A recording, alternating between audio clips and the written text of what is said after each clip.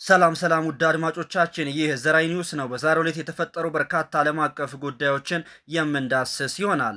በኢራን አሜሪካና እስራኤል መካከል የተፈጠረው ጦርነት አሁንም ተባብሶ ቀጥሏል። ጦርነቱ መቋጫ ያለው አይመስልም። ይህም ታዲያ ዓለምን ወዴት ይዟት እየሄደ ይሆን?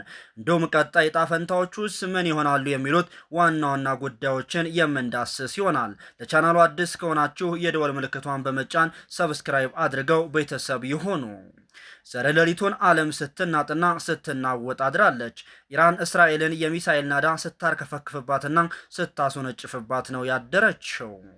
በትናንትናው ዕለትም የኢራን የጸጥታው ምክር ቤት ዋና ጸሐፊና የኢራን የደህንነት ከፍተኛ አመራር አሊ ላርጂኒ በእስራኤል የአየር ኃይል ጥቃት መገደሉን ተከትሎ ኢራንም አዲስ መግለጫን አውጥታለች።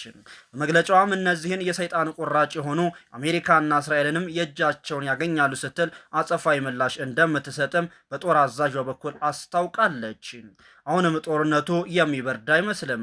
ጦርነቱም በርካታ የዓለም ሀገራትን ከእስያ እስከ አሜሪካ አልፎም እስከ አውሮፓ እንዲሁም ሩሲያን ጨምሮ ዓለምን እያናወጣት ነው የሚገኘው። ይህ ጦርነት ከተጀመረ ጊዜ አንስቶ በርካታ ዓለም አቀፍ ሁነቶች ተከስተዋል። ከነዚህም ኢራን የሆርሙዝ ሰርጥን መዝጋቷን ተከትሎ የዓለምን ኢኮኖሚም በአዲስ ትኩሳት ሲመታ ከቆየ ሰነባብቷል። የሆርሙዝ ሰርጥ መዘጋቱን ተከትሎ በርካታ የንግድ መርከቦች ቆመዋል። የነዳጅና የሸቀጥ ዋጋም እየናረ ይገኛል።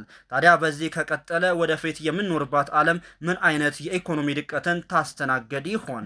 ጦርነቱስ መቋጫው ምን ይሆን? የአሜሪካው ፕሬዝዳንት ዶናልድ ትራምፕ እኛ ኢራንን አመድ አድርገናታል፣ ጦርነቱንም ጨርሰነዋልም እያሉ ይገኛሉ። ኢራንም ጦርነቱን እኛንን የምናሸንፈው፣ ለዚህም ደግሞ ማሳያው አሜሪካ የኔቶ አባል ሀገራትን ሳይቀር የሆርሙዝ ሰርጥን እንድናስከፍትና አጋርነታቸውን እንዳሳዩ መጠየቃቸው ነው ብለዋል። የእስራኤሉም ጠቅላይ ሚኒስትር ቤንያሚን ኔታንያሁም በበኩላቸው ኢራን መንግስትና የሊባኖስን ሄዝቦላ ሙሉ ለሙሉ እናጠፋቸዋለን፣ እነሱም በቅርቡ ይሆናል ሲሉ ተናግረዋል። ታዲያ አሁንም ቢሆን ጉዳዩን ልባት የማይገኝለትና ደም አፋሳሽ ሆኖ የሚቀጥልም ይመስላል። ይህም በአሁኑ ሰዓት የዓለምን ትኩረት ስቧል። ዓለምንም ከጫፍ እስከ ጫፍ አነጋግሯል። የኢራን ሚሳኤሎችም ወዲያም ወዲህም እየተወነጨፉ ሀገራትን ማስጨነቃቸውን ቀጥለዋል። የአሜሪካና የእስራኤል ቦምብም ድሮኖችም ኢላማ ያደረገ ጥቃታቸውን በኢራን ላይ ቀጥለዋል። አሁንም ጉዳዩ እጅጉኑ ዙር የተካረረ ይመስላል። በቀጣይስ ምን ይፈጠር ይሆን? አዳዲስ መረጃዎችን ይዘን እንመጣለን። ሰብስክራይብ በማድረግ ቤቱን ይቀላቀሉ።